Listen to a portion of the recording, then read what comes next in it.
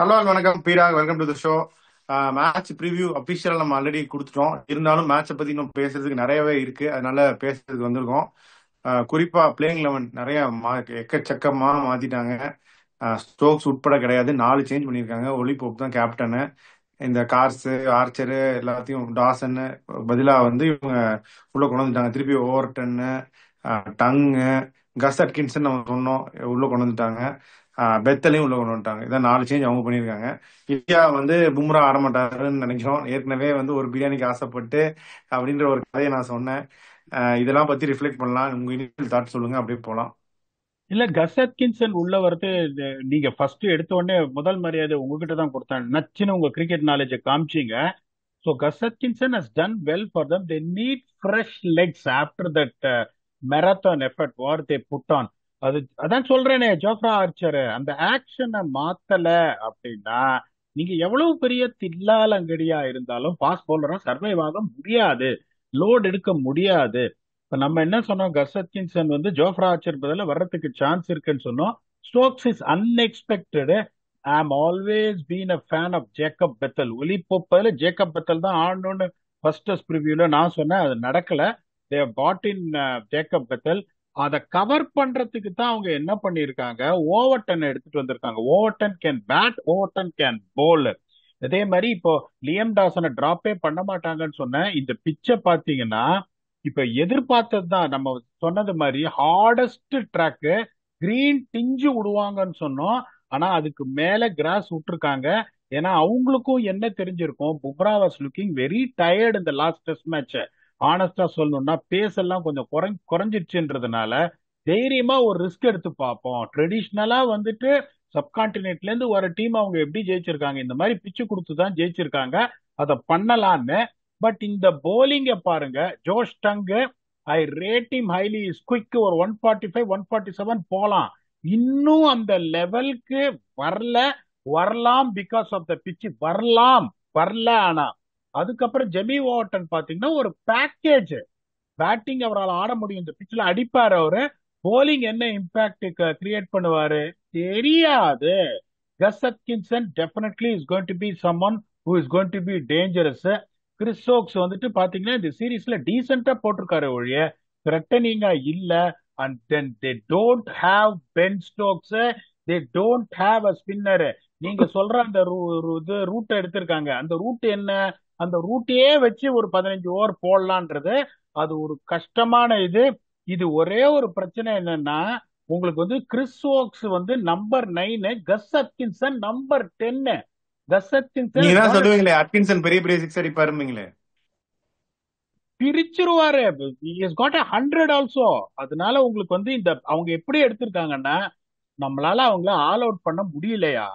இப்ப நான் என்ன பண்றேன், இந்த டெஸ்ட் மேட்சஸ் வந்து ஆவரேஜ் ஸ்கோர்ஸ் எல்லாம் சொன்னோம். ஒரு 325 330 எல்லா இன்னிங்ஸும் வந்திருக்கு. In spite of this going to be struggle இந்த ஃபர்ஸ்ட் 2 டேஸ்.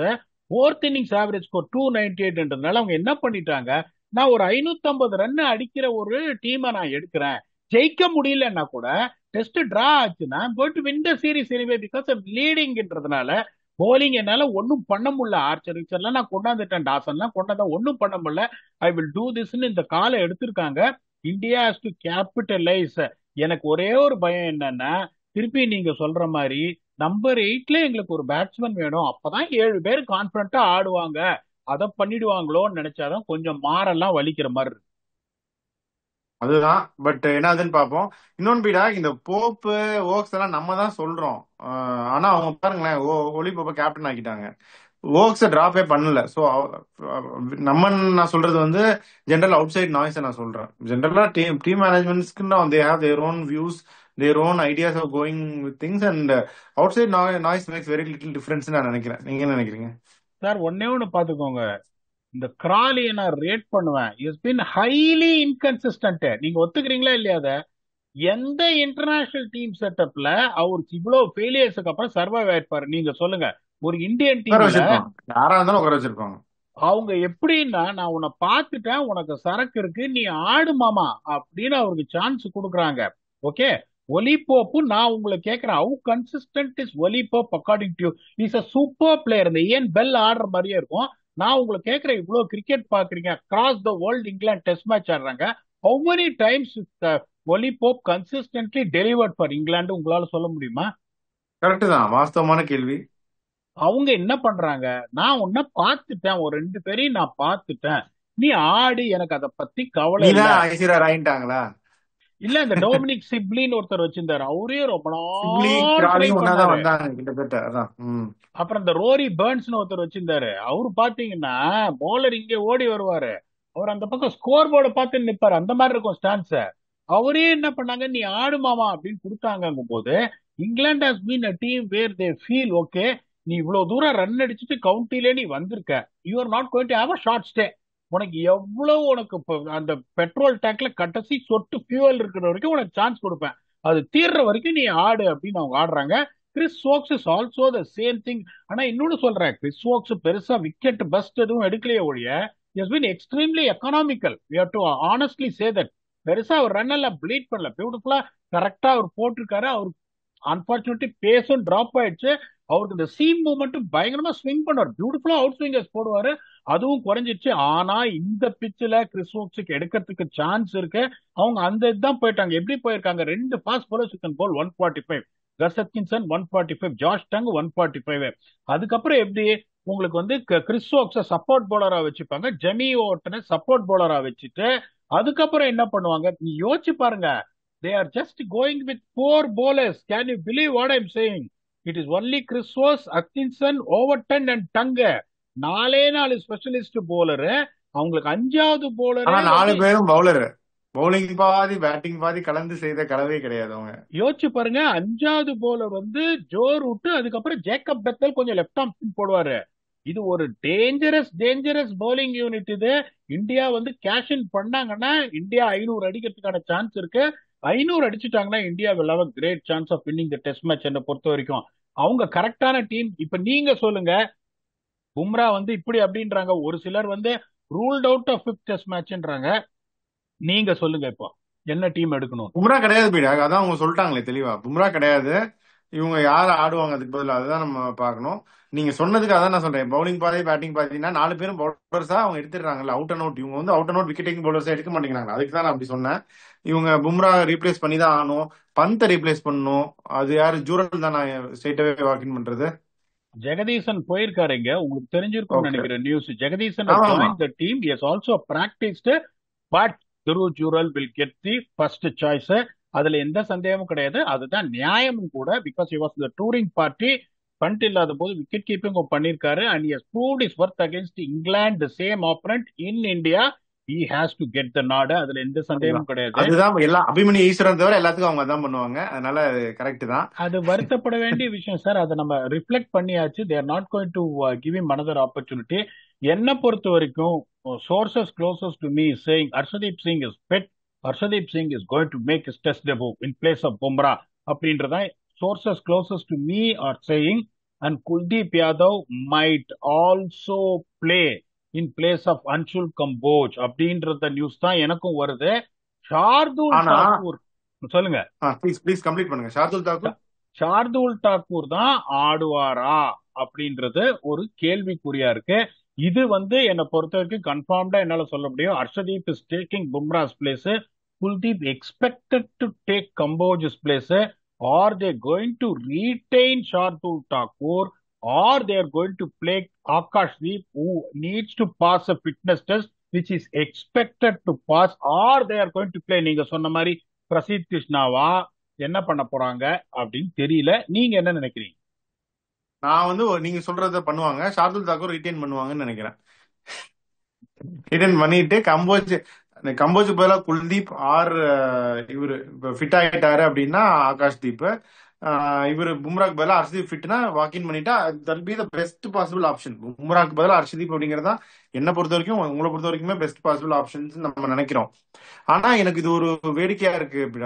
அவங்க வந்து ரூட் மட்டும் போதுங்கிறாங்க ஸ்பின்னரு, நம்ம வந்து அடிக்கிட்டே போறோமே ஜடேஜா, சுந்தர், குல்தீப் அப்படின்னு.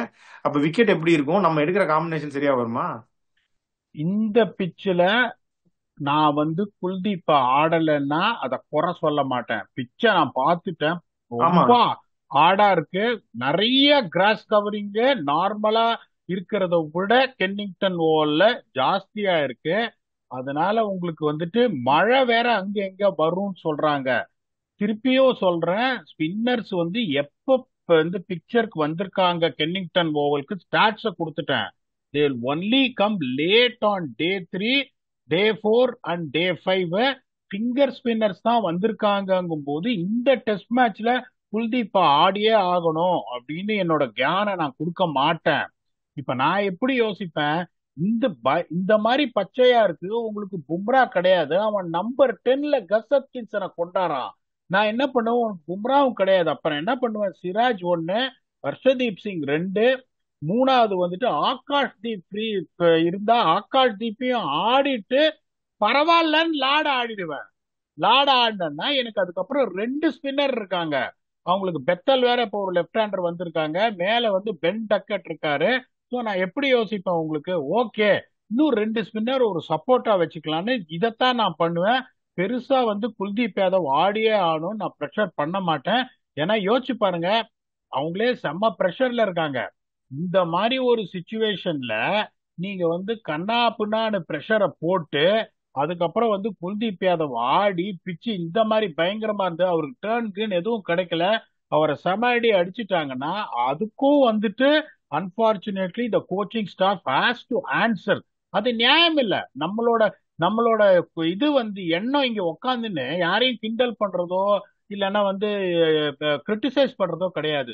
ஸோ இந்த டெஸ்ட் மேட்சை பொறுத்த வரைக்கும் நீங்க சொல்றதா நான் நான் 1000 தடவை யோசிப்பேன் குல்தீப்பை இங்கே ஆடுறதுக்கு. I am happy with 2 spinners. Okay சரி, இப்ப இன்னொரு மேட்டருக்கு வருவோம். அந்த பிச் மேட்டர் அதை பத்தி சொல்லுங்க. கம்பீர் போய் பார்க்க கூடாது அப்படின்னு சொல்றாங்களே, அதெல்லாம் பத்தி சொல்லுங்க. நான் ஆனஸ்டா சொல்றேன், நானும் ஒரு சில டோர்னமெண்ட்ல ஹெட் கோச்சா இருந்திருக்கேன். ஓகே, இப்ப நான் வந்து இந்த கயானாக்கு வந்த போது அதான் நான் கப்ப ஜெயிச்சிட்டீங்களே. இல்ல சார், நான் கயானா சொல்றேன், ஒரு ஹெட் கோச்சோட இதை சொல்றேன். இப்ப வந்த உடனே நான் வந்து இப்ப டோர்னமெண்ட் வந்து 10ஆம் தேதி நடந்தது.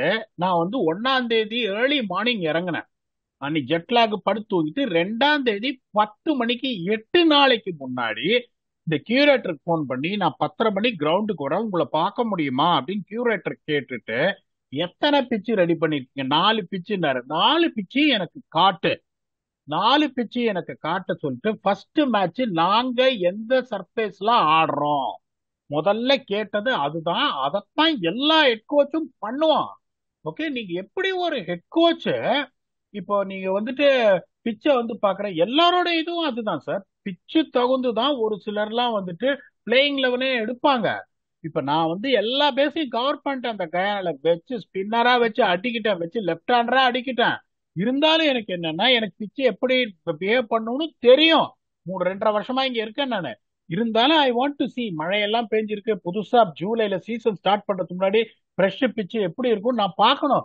ஸோ இப்ப நீ நான் வந்து ஒரு ஹெட் கோச்சா வரேன், நான் போய் பார்க்க வரேன்னா நீ 2.5 மீட்டர் தள்ளி நின்னு பாருன்னா அது தப்பு. அது அப்படி பண்ணக்கூடாது.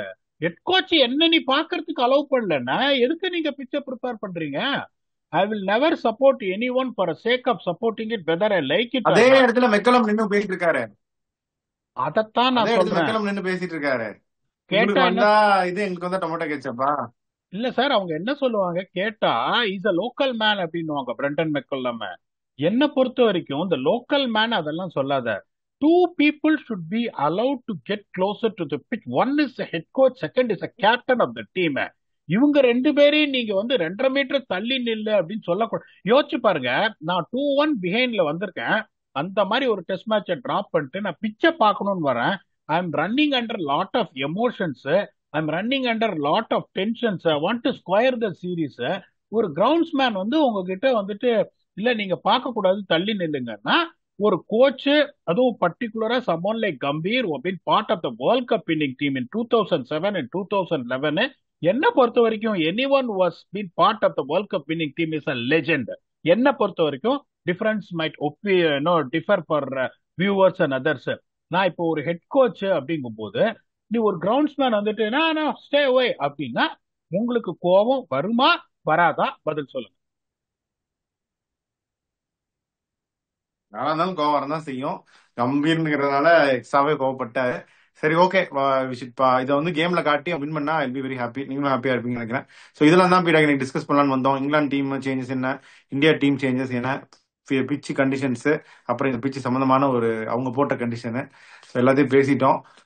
பாப்பா என்ன அது இந்தியா ஜெயிக்கும் அப்படின்னு நம்புறேன். நீங்க வந்து இங்கிலாந்துக்கு எட்ஜ் கொடுத்தீங்க. இப்ப ஸ்டோக்ஸ் இல்லாத இங்கிலாந்துக்கும் எட்ஜ் கொடுக்குறீங்களா அப்படிங்கறத மட்டும் சொல்லிட்டா we can close. Definitely, considering number 10, Gus Atkinson is going to bat, and they've got two bowlers who can bowl 145. I still feel England will have a close edge of 52-48. It all depends on how India pick their combination, sir. இந்தியாவோட combination பார்த்துட்டு நம்ம தான் டே ஒன்னுக்கு வருவோமே. இப்ப நான் வந்து அதுக்காக இப்ப எனக்கு இந்தியா ஜெயிக்கணும்னு அப்படியே ரத்தம் உள்ளெல்லாம் இருக்கு. அதுக்காக நான் வந்து அந்த பேஷன் என்னோட அனாலிசிஸ்ல காட்டக்கூடாது. இந்த பிச்சு டெஃபினட்டா அவங்களுக்கு சூட் ஆகும். ஏன்னா பேக் ஃபுட் பிளேல பெட்டரா இருப்பாங்க. இந்தியன் பேட்ஸ்மேன் பேக் ஃபுட் பிளேல எப்படி அட்ஜஸ்ட் பண்ண போறாங்க அதை பார்க்கணுன்றதுனால என்னோட எட்ஜ் 52-48. நீங்க அப்படியே ஒத்த கால தானே நிக்கிறீங்க, இந்தியா 2 இங்கிலாந்து 2ன்னு. அதை சொல்லுங்க, ஃபைனல் ஸ்டார்ட் சொல்லிடுறேன். எனக்கு அதான் பும்ரா இந்த பக்கம் கேன்சல், இந்த இது மேட்ச் எல்லாம் ஈக்குவேஷன் போட்டு கேன்சல் பண்ணுவாங்கல்ல, அந்த மாதிரி லெஃப்ட் ஹேண்ட் சைட்ல வந்து பும்ரா கேன்சல் பண்ணிட்டீங்க, ரைட் ஹேண்ட் சைட்ல ஸ்டோக்ஸ் கேன்சல் பண்ணியாச்சு. பெஸ்ட் பவுலர் இவங்க எப்படியாவது ஹர்ஷதீப்பையும் ஆடிடணும்னு ஆசைப்படுறேன். இந்தியா தான் ஜெயிக்கும் அப்படின்னு நான் நம்புறேன். பாப்பா என்ன ஆகுதுன்னு உங்க ஃபைனல் தாட்ஸ் சொல்லுங்க. ஹர்ஷதீப் உங்க ஆசைப்படி கண்டிப்பா ஆடுறாரு சார். நான் அது அது கன்ஃபார்ம்டு, இது அதுல எந்த சந்தேகம் கிடையாது. பாப்பா என்ன நடக்கும்னு. மனசுல நானும் சரி நீங்களும் சரி இந்தியா தான் ஜெயிக்கணும்னு என்னைக்குமே ஆசைப்படுவோம். பட் என்னோட அனாலிசிஸ் இந்த பர்டிகுலர்லி இந்த பிச்சை பார்த்தப்போ still and sticking on to that.